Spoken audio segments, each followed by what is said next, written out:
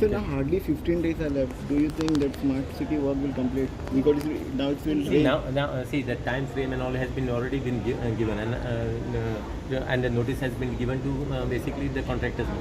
So it is a collector who will look into it as far as the timing is concerned.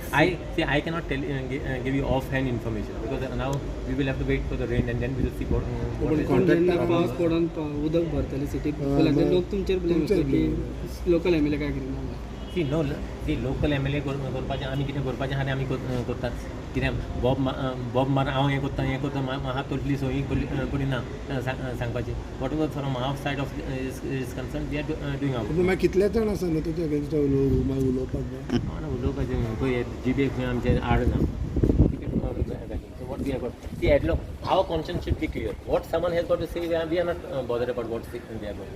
We have taken the responsibility as far as the city is concerned. We want the city to be good. And I thank the people. Basically, I know the people have gone through a lot.